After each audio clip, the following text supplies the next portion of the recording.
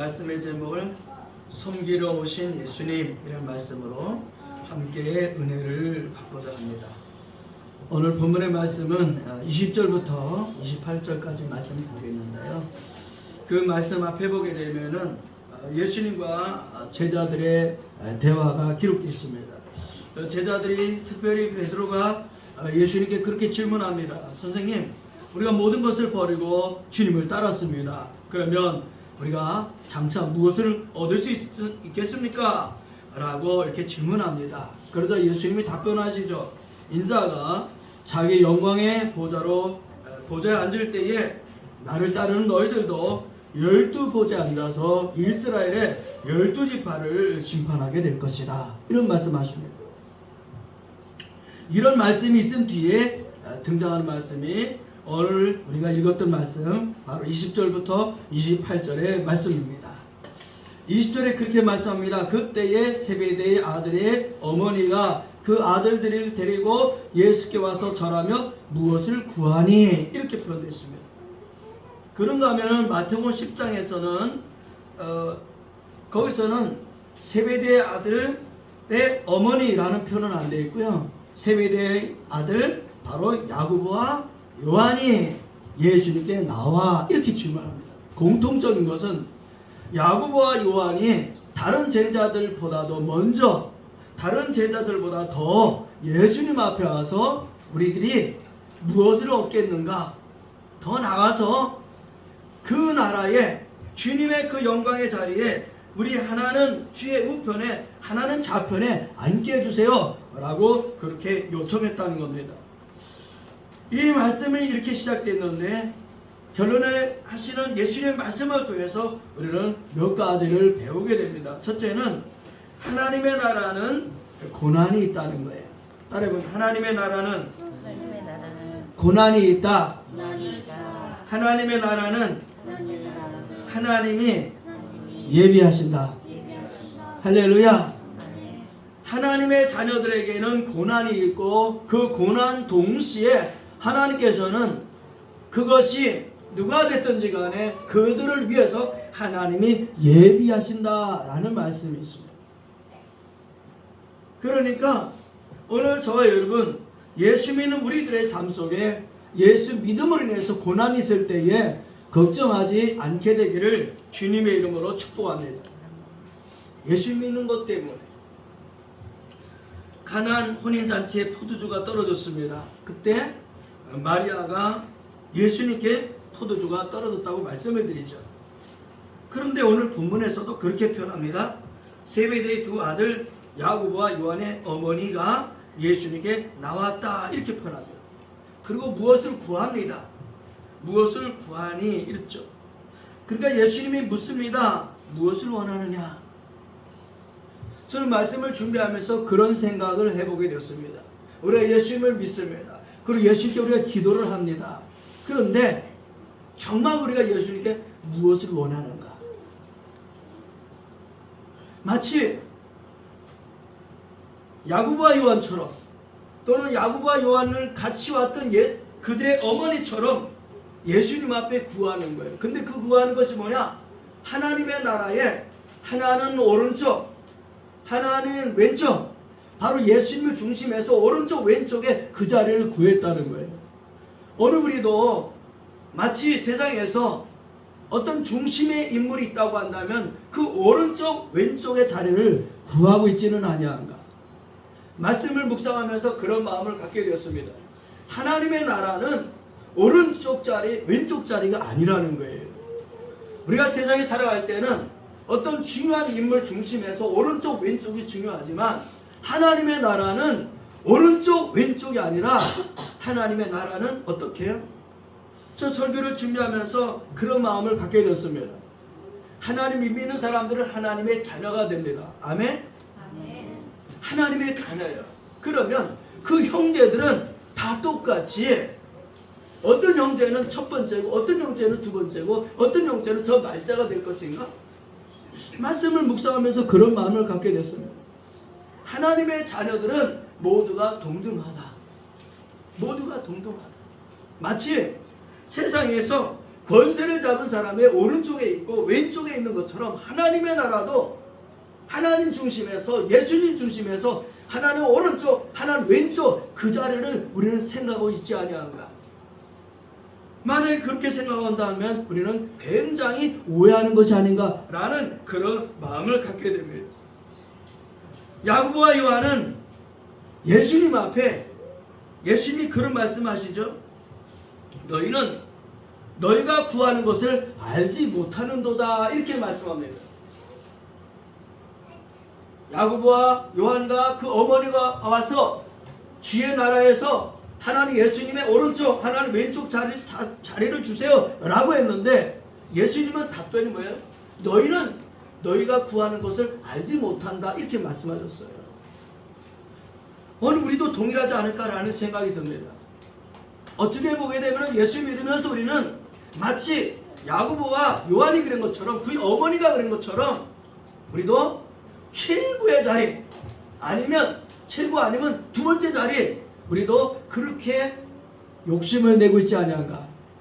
전 말씀을 준비하면서 그런 마음을 갖게 됩니다. 잘못된 욕심. 하나님의 나라는 첫째 둘째가 아니라는 거예요. 근데 우리는 세상의 가치에서, 세상의 이치로 볼 때 첫째 둘째가 중요하기 때문에 하나님의 나라도 첫째 둘째로 생각하고 있다는 거예요. 그러면서 예수님이 그렇게 말씀하시죠. 너희는 너희가 구하는 것을 알지 못하는도다. 내가 마시려는 잔을 너희가 마실 수 있느냐, 이렇게 질문합니다. 이 예수님 마시는 잔은 바로 고난이라는 말씀을 우리는 그 뒤에 말씀을 통해서 알게 됩니다. 그러니까 예수님을 따르는 길, 하나님의 자녀가 되는 길에 가장 먼저 우리 앞에는 뭐가 있다? 고난이 있다. 할렐루야. 고난이 있어요.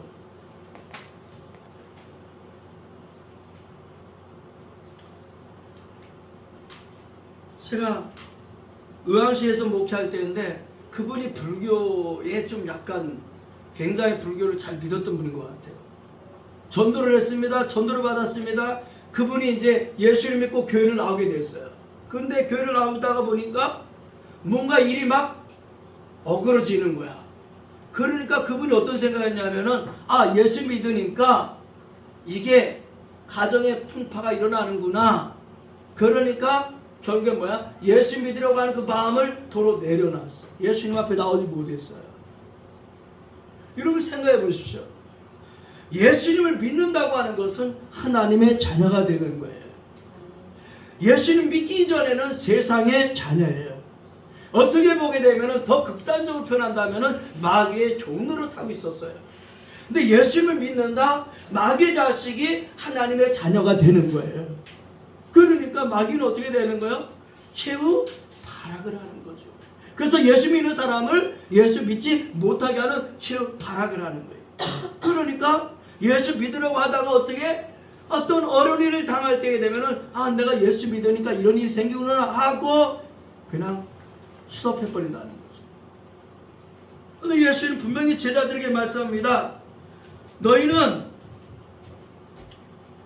구하는 것을 알지 못하는도다. 내가 마시려는 잔을 너희가 마실 수 있느냐? 라고 말씀하셨어요. 그러니까 예수를 믿고 나가면서 고난이 우리에게 있으면은 이거는 내가 하나님의 자녀가 될 증거구나 라고 깨닫게 되기를 주님의 이름으로 축복합니다. 마귀가 발악을 하는구나, 방해를 하는구나 라고 생각하고 그 고난을 이길 수 있는 저와 여러분 되기를 주님의 이름으로 축복합니다. 23절에 예수님이 그렇게 말씀합니다. 이르시되 너희가 과연 내 잔을 마시려니와 내 좌우에 앉는 것은 내가 주는 것이 아니라 내 아버지께서 누구를 위하여 예비하셨든지 그들이 얻을 것이니라. 하나님의 나라는 예수님이 너 여기야 하가 아니라는 거죠. 바로 하나님의 나라는 하나님이 누구를 위해서든지 그를 위해서 예비하셨느니라. 할렐루야. 사랑하는 성도 여러분, 우리는 예수님의 좌편과 우편이 중요한 것이 아니라 우리를 위해서 준비하시는 하나님이 우리 아버지라는 나의 아버지라는 확신으로 살아간다면 우리의 믿음은 능력 있는 삶이 될 줄로 믿습니다. 왜요? 하나님이 나를 위해서 준비하시는 나라. 할렐루야. 마가복음 10장 40절에서는 예수님은 또 그렇게 표현했습니다. 누구를 위하여 준비되었든지 그들이 얻을 것이니라. 그 자리가 예수님의 오른쪽이 되었든지 왼쪽이 되었든지 그 자리는 바로 누구를 위해서 준비됐든지 준비된 사람들이 그 자리를 얻게 될 것이다. 할렐루야. 예. 우리 그런 거 있지 않습니까? 경기를 하게 되면은 반드시 결과가 있게 되죠. 그게 그런데 보면은 거의 1등, 2등, 3등이 되죠. 그런데 믿음의 경주는 뭐냐? 저는 그런 생각이 들어요. 완주하면 할렐루야 승리가 될 줄로 믿습니다. 믿음의 길에서 1등, 2등, 3등은 없어요. 믿음의 길에서는 끝까지 믿음의 길을 완주했느냐 완주하지 않았느냐가 상을 받을 수도 받지 못할 수도 있다는 거예요. 할렐루야. 오늘 사랑하는 성도 여러분, 믿음의 길에 완주하는 저와 여러분 되기를 주님의 이름으로 축복합니다. 완주하는 사람. 저는 말씀을 준비하다가 또 그런 마음을 갖게 됩니다. 이 야고보와 요한, 바로 어머니까지 동반해서 주님의 나라에서 예수님의 오른쪽 왼쪽 1등 2등 자리를 원했는데 어떻게 됐어요? 사도행전 12장 1절에 보게 되면은 헤롯이 사도들 그 지도자들 중에 잡아 죽이려고 하는데 바로 요한의 형제 야고보를 체포했죠. 그리고 요한을 말씀대로 보면 어떻게 돼요? 칼로 죽이니 이렇게 표현합니다. 결국에는 야고보가 가장 먼저 첫 번째 순교자가 됩니다. 그런가 하면 요한은 어떻게 되었어요? 요한은 후세 사람들에 의해지면 그렇게 표현합니다. 예배소에서 끓는 가마에 기름 가마가 끓는데 거기에 요한을 집어넣었다는 거죠. 집어 던지는 거예요. 그런데 기적적으로 그 끓는 기름 가마에서 죽지 않고 그래서 그를 어쩔 수 없이 반모섬이라는 곳으로 귀향을 시켰다는 거예요.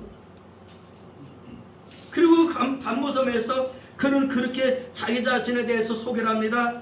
요한계시록 1장 9절에 보면 이렇게 표현합니다. 나 요한은 너의 형제요 예수의 환난과 나라와 참음에 동참하는 자라. 할렐루야. 요한은 어떤 사람이었다고요? 믿는 사람들의 나는 너희들의 형제이요 그리고 예수님의 환난과 나라와 참음에 동참한 사람이 되었다. 오늘 우리 예강교회 성도 여러분, 오늘 저와 여러분들은 어떤 마음이 있어야 되느냐?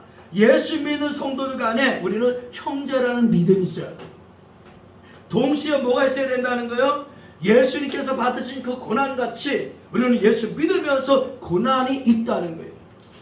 고난을 당한 사람이 되어야 된다. 고난을 이긴 사람이 되어야 된다는 거예요. 그리고 그의 나라라고 표현했습니다. 나라는 어디에 되는 거예요? 속해 있어야 나라가 되는 거예요. 주님의 나라에 속해 있어야 된다는 거예요. 그리고 뭐가 있었다? 참음이 있었다는 거예요. 믿음은 참음이야. 인내하는 것입니다. 할렐루야. 사도 요한은 내가 인내했다 라고 표현합니다. 그리고 내가 동참했다 라고 표현합니다. 인내하는 것에 동참하는 사람. 오늘 예강교회 성도들이 우리의 삶을 통해서 고난을 이기고 우리를 위해서 준비하신 그 하나님 믿고 나가는 저와 여러분 되기를 주님의 이름으로 축복합니다. 두 번째는 말씀해 보게 되면은 어떤 사람이 큰 사람이냐, 어떤 사람이 오른쪽 왼쪽에 앉게 되는 것이냐, 이걸 말씀하지 아니하시고 26절에 보면 그렇게 표현합니다. 너희 중에는 그렇지 않아야 하나니 너희 중에 누구든지 크고자 하는 자는 너희를 섬기는 자가 되고 라고 말씀합니다. 어떤 사람이 큰 사람이라고요? 섬기는 자가 큰 사람이다. 따라하겠습니다. 섬기는 자가 큰 사람이다. 할렐루야. 예, 그런데 누구를 섬기라고요? 너희를 섬기라 이렇게 표현합니다. 바로 제자들 그들 속에서 어떤 사람이 되라? 서로 섬기는 사람이 되라 라고 표현합니다. 여러분, 교회는 어떤 교회가 되어야 되느냐? 섬기는 교회가 되어야 될 줄로 믿습니다. 서로 섬기는 교회, 이것이 어떤 사람이냐? 바로 큰 사람이다, 이렇게 예수님 말씀하고 있습니다. 그러므로 2025년에는 우리 예강교회가 서로 섬기는 교회가 되기를 주님의 이름으로 축복합니다. 서로 섬기는, 직분이 높아서 섬기는 것이 아니라, 직분이 낮아서 섬기는 것이 아니라 서로 섬기는 그런 교회, 그런 성도, 그런 가족, 그런 공동체가 되어야 될 줄로 믿습니다. 베드로는 그런 예수를 만났기 때문에 베드로전서 5장 3절에 이렇게 표현합니다. 맡은 자들에게 주장하는 자세를 하지 말고 양무리의 본이 되라. 할렐루야. 양무리의 본이 되라. 여러분, 지도자이기 때문에 주장하는 자세가 아니라 양무리의 본이 되라, 이렇게 표현합니다. 다시 말하면 위에 있는 지도자일수록 본을 보여야 된다. 할렐루야. 저는 처음에 제가 목회자가 됐을 때 앞에서 설교하는 것이 굉장히 부담이 됐어요. 왜냐하면 말씀을 전한 대로 해야 되잖아요. 위에서 말씀은 이렇게 전하는데 밑에서는 그렇게 못 살아. 그러니까 위에 강단에 서서 말씀을 전할 때가 부담이 되는 거야. 그런데 사실 이 말씀을 다 완전히 지켜서 그런 목사님들이 과연 몇 분이 계실까? 그러니까 그럼에도 불구하고 하나님의 말씀은 이 말씀이다 라고 전하는 것이 지도자의 역할이 된다는 거죠. 중요한 것은 뭐냐? 베드로가 기록한 것은 주장하는 자세가 아니라 어떤 자세다? 본을 보이는 자세가 되라. 할렐루야. 그리고 그 뒤에 그런 말씀합니다. 너희 중에 누구든지 으뜸이 되고자 하는 자는 너희의 종이 되어야 할 것이다. 누가 그렇게 말씀하는 거예요? 예수님이 제자들에게 정말 너희들이 으뜸이 되기를 원하느냐? 그러면은 가장 낮은 종이 되어서 그들을 섬겨라, 이렇게 말씀합니다. 오늘 우리 교회가 그렇게 종의 자세에서, 종의 위치에서 서로를 섬길 수 있는 그런 저와 여러분 되기를 주님의 이름으로 축복합니다. 할렐루야. 그러면 이렇게 섬기는 사람이 되려고 하면 어떤 사람이 되어야 되느냐? 은혜를 받아야 될 줄로 믿습니다. 할렐루야. 은혜를 받아야 돼요. 은혜를 받으면 종의 자리에 우리 자신의 신분을 내려놓을 수가 있어요. 그러면 우리는 섬길 수가 있다는 겁니다. 요한이란다. 바울은 고린도 15장 10절에서 이렇게 표현합니다. 내가 나 된 것은 하나님의 은혜로 된 것이니, 이렇게 표현합니다. 바울은 대단한 사람이에요. 신약 성경의 절반 이상을 쓴 사람이었어요. 어떻게 보게 되면 예수님의 제자들보다도 비교가 안 되는 사람이 바로 바울이었어요. 그런데 바울은 그렇게 표현합니다. 내가 나 된 것은 하나님의 은혜로 된 것이니. 그리고 그 말씀의 끝부분에 보면 이렇게 표현합니다. 내가 한 것이 아니요 오직 나와 함께 하신 하나님의 은혜로다. 내가 사는 것이 아니라 하나님의 은혜가 나를 이렇게 살게 하셨다, 이런 고백이 되는 거죠. 그러므로 우리는 은혜 받는 자가 되어야 됩니다. 2025년에는 어떤 일이 있어도 하나님 은혜 받는 자리에서 뒤앉지 않게 하시고 은혜 받는 자리 있게 해 주옵소서 간절히 기도하는 저와 여러분 되기를 주님의 이름으로 축복합니다. 아멘. 부산에 초량교회가 있는데 이 교회를 세우신 분이 비어드 선교사라고 합니다. 한국 이름으로 하면은 배위랑 선교사라고 하시는데, 이분이 부산 초량교회를 세우면서 동시에 동산 의료원을 세우셨답니다. 그래서 이 많은 사람들을 예수님을 전하는 그런 도구로 이 병원을 사용했다는 거죠. 근데 그때 부인 애니 베어드가 있었는데, 이 애니 베어드는 찬송시를 썼던 거예요. 멀리 미국에서 한국으로 와가지고 어떤 시를 썼느냐? 찬송시를 멀리 갔더니, 처량하고 고나여 슬프고도 외로워 정처 없이 다니니 예수 예수 내 주여 지금 내게 오셔서 떠나가지 마시고 길이 함께 하소서. 얼마나 외로웠으면, 미국을 떠나서 고향을 떠나서 부모를 떠나서 얼마나 외로웠으면은 이 천황하고 고나다라고 하는 그런 시를 썼을까라는 생각이 듭니다. 그러면서 어떻게 예수 예수 내 주여 어떻게 해요? 떠나가지 마시고 길이 함께 하소서. 얼마 전에 제가 사치도에 다녀왔다고 말씀드렸죠. 근데 우리 목사님한테 제가 물었던 질문인데, 저는 그 질문이 항상 제 마음속에 있습니다. 목사님, 목회하시면서 이제 76세가 되시는데 이제까지 가장 어려운 게 무엇입니까? 라고 했더니 뭐라고 그랬다 그랬어요? 교진이 혹시 기억합니까? 제가 말씀드렸거든요, 예배 중에. 외로움이라고 그랬습니다. 외로움. 예수님 믿음에도 불구하고, 목회자임에도 불구하고 외롭다고 표현을 했어요. 사랑하는 성도 여러분, 오늘 섬기는 자가 되기를 예수님의 이름으로 축복합니다. 바로 비어드 선교사처럼, 또 애니 비어드처럼 이 땅의 백성들을 섬기면서 그 영을 하나님께로 인도하기 위해서 그렇게 섬기면서 살았던 것처럼 섬기는 자가 되기를 주님의 이름으로 축복합니다. 이 배유량 선교사는 그렇게 한국에 와서 평생을 그렇게 말을 했다고 합니다. 대구는 나의 고향이 아니라 나의 집이다. 대구는 나의 고향이 아니라 나의 집이다. 이렇게 표현했다는 거죠. 그러니까 이 낯설은 대한민국에 와서 무관한 그들의 영혼을 섬기는 사람이 되었다는 거죠.